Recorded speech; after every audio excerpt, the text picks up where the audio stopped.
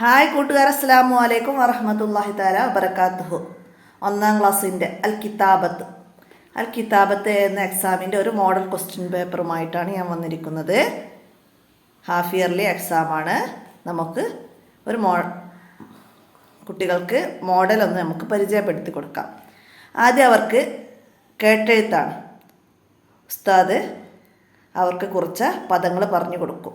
അതിന് 50 മാർക്ക് കേട്ടെഴുത്തിന് കൊടുക്കണം. അപ്പോൾ ഇവിടെ കുറച്ച് പദങ്ങൾ വന്നിട്ടുണ്ട്. അതാണ് ഉസ്താദ് ആദ്യം അവർക്ക് കേട്ടെഴുത്തായിട്ട് എടുക്കുക. അപ്പോൾ ഇത് തന്നെ വരണമെന്നില്ല, ഇതിലുള്ളതും വരാം, ഇതിലില്ലാത്ത അക്ഷരങ്ങളും അവർക്ക് ഉസ്താദ് പറഞ്ഞു കൊടുക്കും.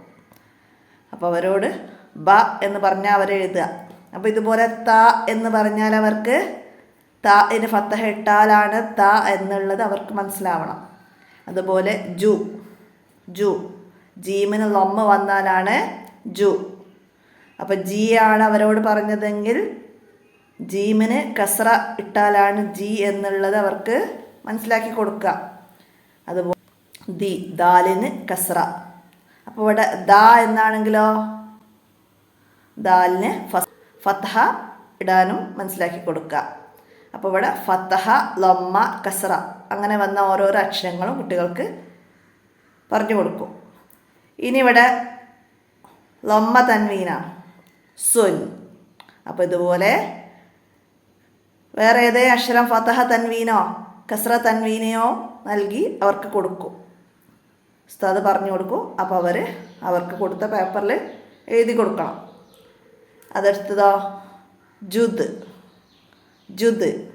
നമ്മൾ ഓരോ അക്ഷരങ്ങൾ പഠിക്കുമ്പോഴും അതിൻ്റെയൊക്കെ അവസാനത്തിൽ സുക്കൂന് വരുന്ന അക്ഷരങ്ങൾക്ക് ഇതുപോലെ 2 പദങ്ങൾ ചേർത്ത് വരുമ്പോഴാണ് ബ് എന്നതിനൊക്കെ ശരിക്കും കറക്റ്റ് ഉച്ചാരണം കിട്ടുള്ളൂ. അതിനാണ് ജുദ്, തുബ്, റസ്, സുർ. മനസ്സിലാക്കുക. അജ്, അബ് അങ്ങനെയൊക്കെ പദങ്ങൾ അവർക്ക് മനസ്സിലാക്കി കൊടുക്കുക. ഏതക്ഷരാണോ പറയുന്നത് അപ്പം അതിന് അവസാനത്തിൽ സുക്കൂന് വരുന്നത് മനസ്സിലാക്കി കൊടുക്കുക. അതുപോലെ ആദ്യത്തിൽ ഏതക്ഷരാണ് ഹർക്കത്ത് അബ്, ജുദ് ലൊമ്മാണ്, അതൊക്കെ മനസ്സിലാക്കി കൊടുക്കുക. ഇനി എന്താണ് കൂട്ടക്ഷരങ്ങൾ വന്നതാണ്. ഇവിടെ ഫസ്റ്റ് അക്ഷരങ്ങൾ കൊടുത്തു. അത് 2 അക്ഷരങ്ങൾ ചേർന്ന് വരുന്നത് ഇവിടെ വന്നു. ഇനിതാ 3 അക്ഷരങ്ങളാണ് ഇവിടെ വന്നത്. ഖബറുൻ, ഹ ബ റോൻ. അപ്പം ഹ ഇതിനോട് കൂടി ബ വന്നത് മനസ്സിലാക്കി കൊടുക്കുക. ഏത് രീതിയിലാണ് എഴുതുക എന്നുള്ളത്. ജറസുൻ, റ വന്ന പിന്നെ അടുത്ത അക്ഷരം എമ്മിലൂടെ കൂട്ടി എഴുതൂല. അതുപോലെ കൂട്ടി എഴുതാൻ പറ്റാത്ത അക്ഷരങ്ങളുണ്ട്. ദാല്, വാവ്. അപ്പോൾ അതൊക്കെ മനസ്സിലാക്കി കൊടുക്കുക. അടുത്തതാ അഹദ, അലിഫ് ഫസ്റ്റ് വന്ന് അതിനോട് ചേർത്ത് അക്ഷരം ചേർത്ത് എഴുതൂല.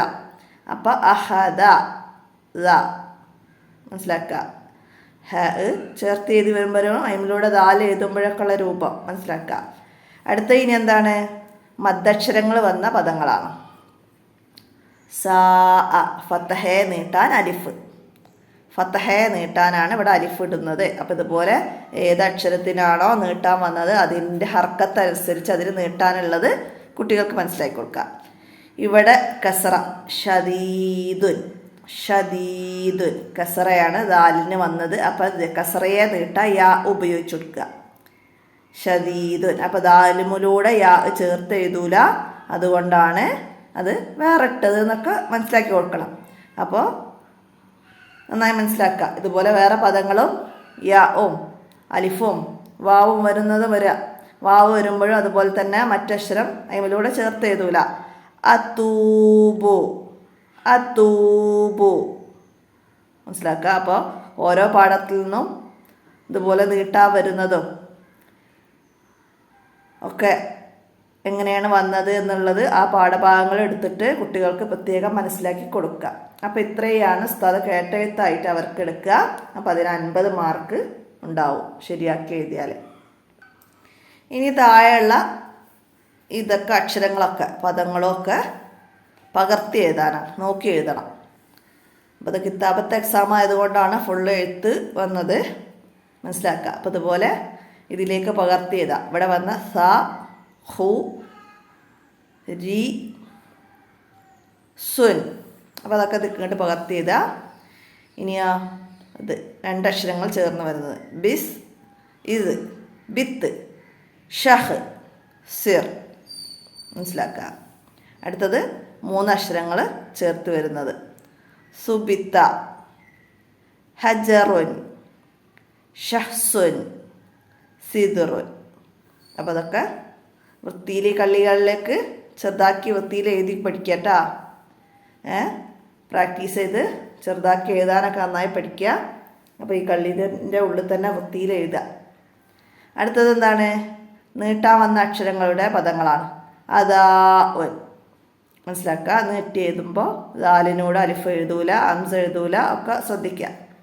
അടുത്തതാ ജദീറുൻ, ജദീറുൻ, ദാലിനോട് യാ എഴുതൂല. കസറക്ക് നീട്ടാൻ യാ. ദുറൂസുൻ, ലമ്മയെ നീട്ടാൻ വാവ്. ദുറൂസുൻ, ഒരക്ഷരത്തോടും ചേർത്ത് എഴുതാൻ പറ്റാത്ത അക്ഷരമായതുകൊണ്ടാണ് ഇങ്ങനെ എഴുതുന്നത്, മനസ്സിലാക്കുക. ഇനി അക്ഷരങ്ങൾ ചേർത്ത് എഴുതണം ഇവിടെ. അപ്പോൾ ഇവിടെ 3 പദങ്ങൾ തന്നിട്ടുണ്ട്. അപ്പം 3 പദങ്ങളെയും ഇവിടെ ചേർത്തി ഈ കള്ളിയിലേക്ക് എഴുതണം. അപ്പോൾ ഇവിടെ മോഡൽ തന്നിട്ടുണ്ട്. എന്താ? സ, ബ്, തുൻ, സബത്തുൻ. അപ്പോൾ ആ 3 അക്ഷരങ്ങൾ നമുക്ക് ചേർത്ത് എഴുതാൻ പറ്റുന്ന അക്ഷരങ്ങളാണ്, മനസ്സിലാക്കുക. അതുപോലെ സ, ജ, ദ. അപ്പം അത് സ, ജ, ദ, ദ. ദാല അവസാനിക്കുമ്പോൾ നമ്മളിവിടെ മേലൊക്കെ കണ്ടിരുന്നു ദാലെങ്ങനെ എഴുതുക എന്നുള്ളത്. അപ്പം അതുപോലെ എഴുതുക, സജദ. അടുത്തതാ ബ, സോ, റുൻ. ബ, സോ, റുൻ, ബസറുൻ. ബന് പുള്ളിയും ഫത്തഹയുടെ ബസറുൻ. അടുത്തതാ ഹബ്സുൻ. ഹ, ബ, സുൻ. ഹബ്, സുക്കൂൻ വേണം കേട്ടോ. ഹ, ബ, സുൻ, ഹബ്സുൻ. അപ്പം ഇങ്ങനെ ചേർത്ത് എഴുതി പഠിക്കുക. അപ്പോൾ ചേർത്ത് എഴുതാൻ പറ്റാത്ത അക്ഷരങ്ങൾ, ഇതുപോലുള്ള അക്ഷരങ്ങളൊക്കെ വരുമ്പോൾ എഴുതുന്ന രീതി അവർക്ക് പാഠബുക്കിൽ നിന്ന്, ഓരോ പാഠത്തിൽ നിന്നും വന്നതൊക്കെ അവർക്ക് മനസ്സിലാക്കി പഠിപ്പിച്ചു കൊടുക്കുക. അപ്പോൾ ഇത്രയാണ് കിതാബത്തെ എക്സാമിന് അവർക്ക് പ്രാക്ടീസ് കൊടുക്കേണ്ടത്. അവരെ പാഠബുക്കിൽ നിന്നുള്ള പദങ്ങൾ തന്നെയാണ് അവർക്ക് കേട്ടെഴുത്ത് എഴുതാനോ ഇതുപോലെ നോക്കി പകർത്തി എഴുതാനും കൂട്ടി എഴുതാനും ഒക്കെ അവർക്ക് കൊടുക്കുക. അപ്പോൾ അവർക്ക് മദ്ദക്ഷരങ്ങൾ വരുമ്പോൾ ഫതഹയെ നീട്ടാനാണ് അലിഫ് ചേർത്ത് കൊടുക്കുക. കസറ വരുന്ന പദത്തിനെ നീട്ടാനാണ് യാ കൊടുക്കുക. ലൊമ്മ വന്നിട്ടുള്ള അക്ഷരത്തിനെ നീട്ടുമ്പോഴാണ് എന്ത് വാവ് നൽകുക. അതൊക്കെ നന്നായിട്ട് പറഞ്ഞ് മനസ്സിലാക്കി കൊടുക്കുക. പിന്നെ ചേർത്ത് എഴുതാൻ പറ്റുന്ന അക്ഷരങ്ങളും ചേർത്ത് എഴുതാൻ പറ്റാത്ത അക്ഷരങ്ങളും ഒക്കെ മനസ്സിലാക്കി കൊടുക്കുക. അതൊക്കെ നന്നായി മനസ്സിലാക്കി കൊടുക്കുക. നമുക്ക് ഇന്നത്തെ ഈ വീഡിയോ ഇവിടെ അവസാനിപ്പിക്കാം. അടുത്ത ചോദ്യപേപ്പറുമായി നമുക്ക് അടുത്ത വീഡിയോയിൽ കാണാം.